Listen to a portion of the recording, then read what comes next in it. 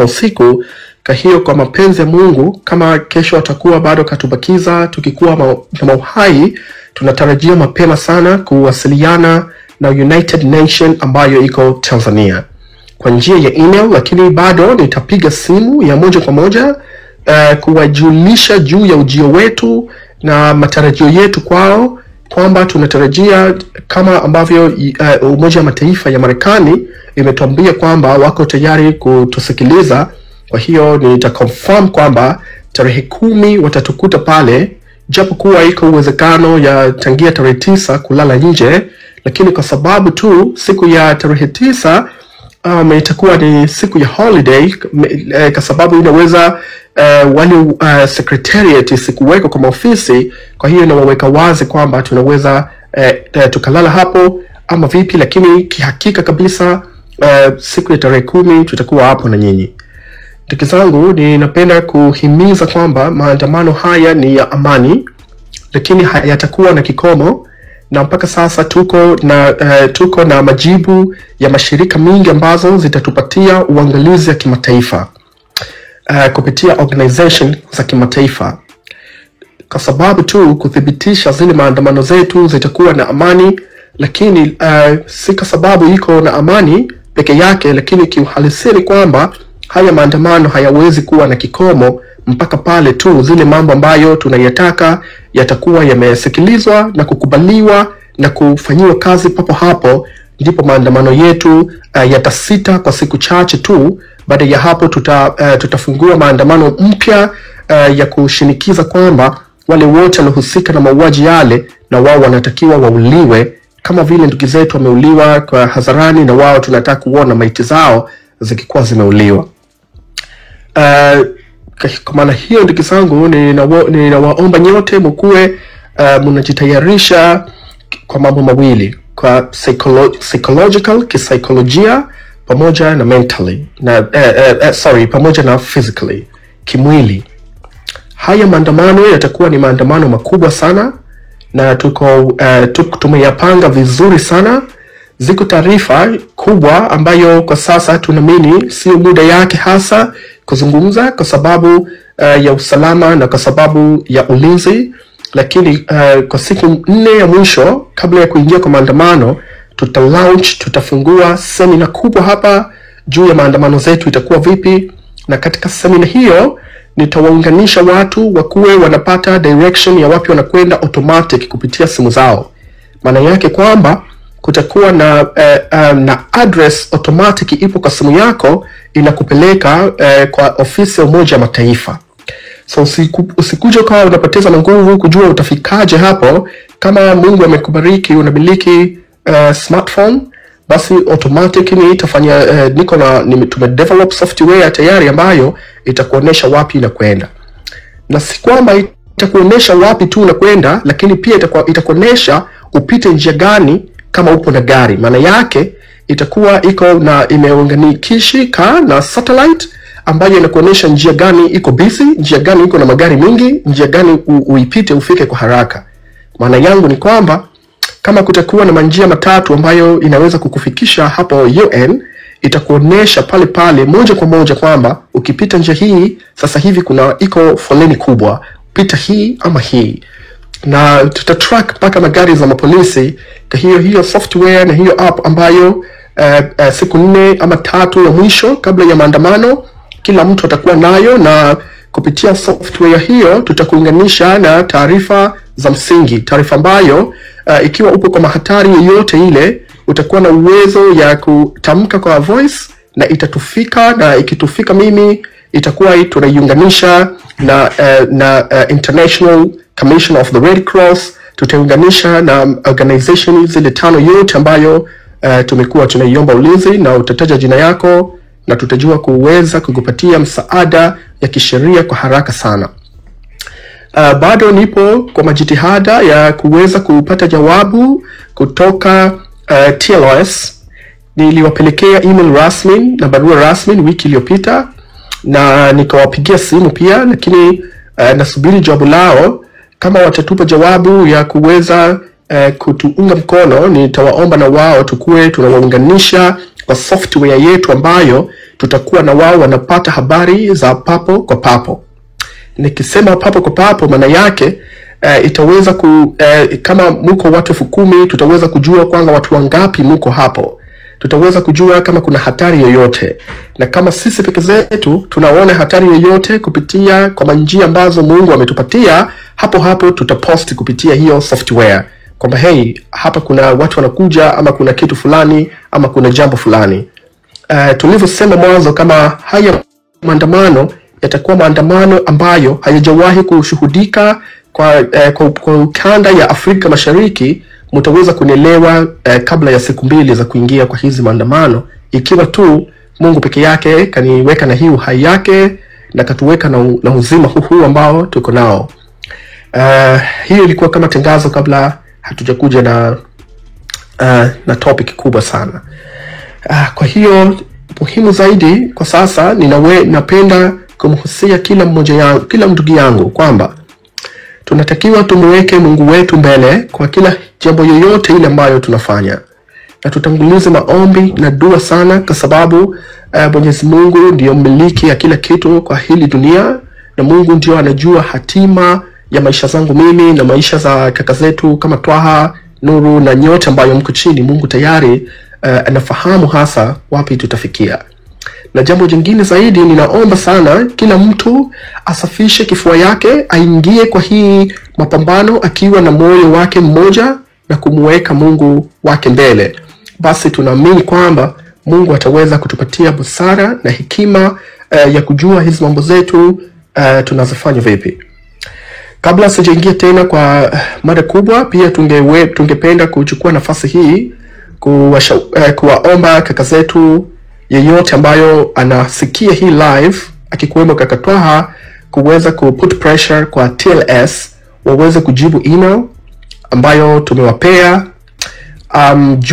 tumewapa taarifa rasmi juu ya maandamano ambayo tunafanya, na tumeweka maombi yetu ambayo kama mkitaka nisome kwa ufupi kwa baadaye, niko tayari kuisoma hiyo barua, kwa sababu inawezekana tu yuko japo mtu mmoja hapa anatumika kwa TLS. Kwa hiyo kwa baadaye ningependa sana kama mtakuwa mmeridhia tuisome hii barua, na nitaje ni tarehe ngapi kabisa imewafika TLS watujibu, kwa sababu tunahitaji msaada yao ya kisheria juu ya maandamano zetu ambayo tunataka kuzifanya. Okay.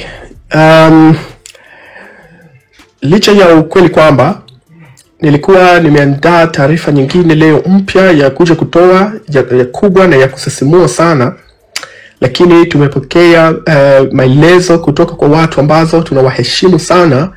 Wametaka kwamba tunatakiwa tuirejee kwa ufupi ile taarifa ya jana ambayo tulisoma kidogo, ili watu waweze kufaidika zaidi, kwa sababu lengo yetu sio kuzungumza sana, lakini lengo letu ni kuhakikisha kila raia amekuwa ana uwezo ya kupata taarifa ya ukweli na yenye usahihi, na kumujalia ama kumwezesha akuwe na ufahamu bora juu ya mambo inakwenda vipi.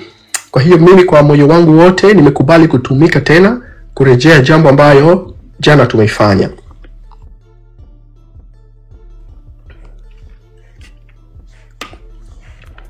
Jana nilizungumza kitu kwamba kuna mambo machafu sana yanaendelea kwa serikali ya Tanzania, na haya mambo ni mambo ambayo serikali wamejaribu kuyaficha na kuwakosesha taarifa hizi sahihi. Kweli kwamba haya ni mambo mabaya na yanaumiza sana, lakini wanaoumia sio wafanyakazi wa Ikulu na wala sio wanasiasa wakubwa. Haya maumivu yote yanawapata raia maskini na ya kawaida kama mimi na wewe. Kwa maana hiyo, ndugu zangu, leo nimekubali kuirejea tena hii topic kwa ufupi, lakini ninaomba sana ninapoizungumza jambo, kama kuna mtu yeyote ile ambaye anataka kuthibitisha ukweli wa hii taarifa, ama anataka kitu inaitwa cross check, tafadhali sana usitosheke na maneno zangu peke yake. Andika hizi mambo, kafanya research peke zako kupitia internet, ama kwa njia ile peke zako unaweza. Kama haujatosheka zaidi, niko tayari kukutumia soft copy ya hizi taarifa ambayo peke zako inaweza ikakupa mwongozo. Ninaanza.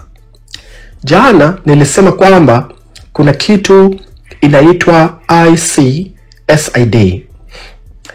Na nikawaambia kwamba ICSID ni international organization, maana yake ni shirika ya kimataifa ambayo ilianzishwa mwaka 1966 chini ya convention inaitwa Washington Convention ama ICSID Convention.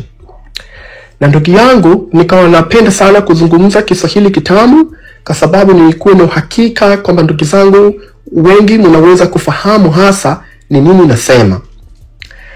Nikawaambia kwamba hili shirika ya kimataifa kazi yake kubwa ni kutatua migogoro baina ya wawekezaji wa kigeni na nchi. Kwa mfano, kama atakuja mwekezaji kutoka Kenya ama kutoka Botswana ama kutoka United Kingdom, anataka kufanya uwekezaji ndani ya nchi yetu ya Tanzania, na tukafunga naye mikataba za kimataifa, pale tu tunapokosana yule mtu hawezi tena kuja kwa mahakama ya ndani ya nchi yetu.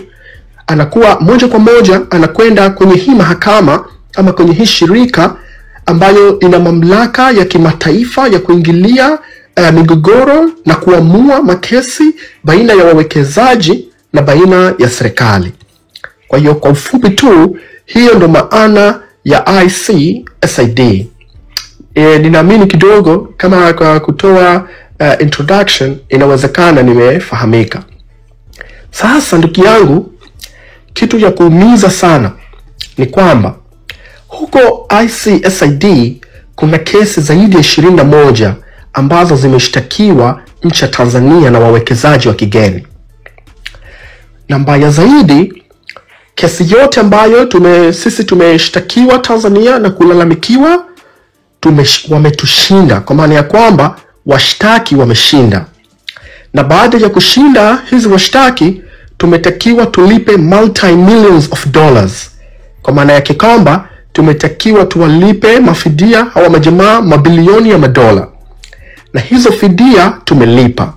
Na mbaya zaidi, sababu hasa za kuwafukuza hawa wawekezaji ama za kuwatoa kwa nchi yetu ni kwa sababu ambayo mbaya sana na ni dhambi kubwa sana. Sababu nyingi zilikuwa ni ulafi, rushwa, watoto wa viongozi wanakwenda kwa wakuu wa makampuni, wanataka wapewe, ni moja iko na ushahidi kabisa. Mtoto wa kiongozi mwaka 2005 huko alitaka pewe $500,000 kwa mwaka huo kwa sababu alikuwa na birthday party nchini Uingereza, na hii kampuni ikakataa. Baada yake baba yake akaamua kuivuruga na kuitoa kwenye nchi. Kwa sababu ndugu yangu, mimi napenda kuzungumza jambo ambayo iko na ushahidi wa wazi, ushahidi ambayo kila mtu anaweza kuifikia, na ningependa kuthibitisha hizi mambo kama hivi inafuatwa. Ni jinsi gani nchi yetu CCM pamoja na serikali yake imeweza kuharibu maisha ya Watanzania, imeweza kutuweka kwa umaskini mkubwa uliokuwa imepitiliza, pamoja na kutubebesha raia za kawaida madeni makubwa. Na ndio maana unanunua umeme kwa bei kubwa, ndio maana unanunua sukari kwa bei kubwa sana, kwa sababu tuweze kulipa madeni ambayo yamesababishwa na watu wawili ama watatu, na badala yake hiyo deni yote tunatakiwa nchi nzima tuwe tunalipa. Naanza kuthibitisha kesi hizo kama ifuatavyo. Kuna kesi ambayo imesajiliwa huko ICSID kwa usajili namba ARB/05/22. Hii kesi ni mashtaka ambayo tumeshtakiwa na kampuni inaitwa Bywater Gulf Tanzania Limited. Hii ni kampuni ilishitaki serikali ya Tanzania kwa kuvunja mkataba mwaka 2005. Mwaka 2005 ni hii sasa, hii makesi tayari imekuwa concluded, maana yake iliamuliwa, na tukatakiwa kama serikali tukue tunalipa mapesa mingi sana. Hizi mambo zimefanyika wakati rais na amiri jeshi mkuu ya Jamhuri ya Muungano wa Tanzania alikuwa Jakaya Mrisho Kikwete. lakini sasa niko na nyaraka iliyokuwa inathibitisha kwamba Kikwete, kwa sababu tu alikuwa na ukaribu na watu na majambazi kama kina Rostam Aziz, walitoa hii kampuni kwa ubabe na kuizulumu kwa sababu hizi mambo aweze kupata marafiki zake. Kwa kuthibitisha jambo hiyo, ninaomba ndugu yangu kaangalie kesi iliyosajiliwa ICSID kwa namba ARB/05/22 ikapelekea sisi peke zetu raia wa kawaida tulipe millions of dollars kama fidia, kwa sababu tu watu wawili walikuwa wanataka kupeana raha peke zao. Kesi nyingine ambayo tumeshtakiwa Tanzania ilisajiliwa kwa namba ARB/10/12. Hii ilikuwa kesi baina ya benki inaitwa Standard Chartered Bank Vice dhidi ya Jamhuri ya Muungano ya Tanzania mwaka 2010. Hii ni miongoni mwa makampuni ambazo watoto wa viongozi alienda kuhitaji pesa nyingi sana, na kwa sababu tu hakufuata sheria za kupewa hiyo mkopo, akaamua kufanya ubabe pamoja na kuivuruga, kupelekea kwamba hawa majamaa kuvunjiwa mikataba yao na kuto kufanyiwa haki, na kampuni ya Standard Chartered ikaenda kuishitaki serikali ya Tanzania kwenye shirika ambayo inaitwa ICSID. Hii ni kesi ya mwaka 2010, ni bado tu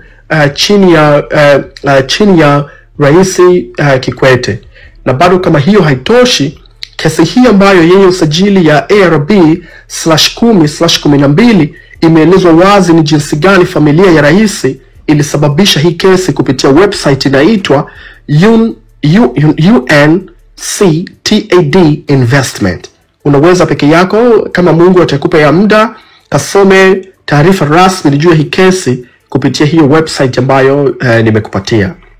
Kesi ya tatu, tukashitakiwa tena na Standard Chartered, wakaishitaki tena kwa mara ya pili Jamhuri ya Muungano ya Tanzania, na kesi hii ikasajiliwa kwa namba ARB/15/41.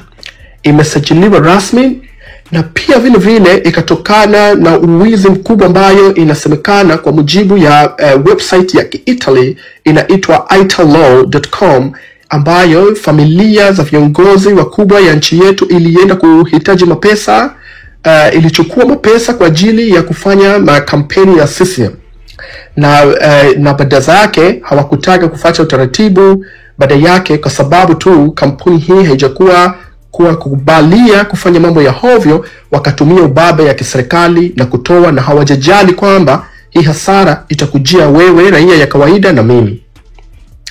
Kesi ya 4 ni mashitaka mengine ambayo tumeshtakiwa kwenye mashirika ya kimataifa. Hii inakupa kesi namba 4.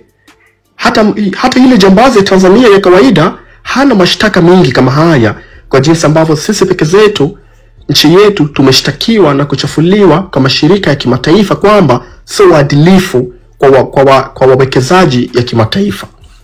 Kesi hii imesajiliwa kwa namba ARB/17/33. Walotushitaki kampuni inaitwa Eco Development in Europe AB and Eco Energy Africa ABV.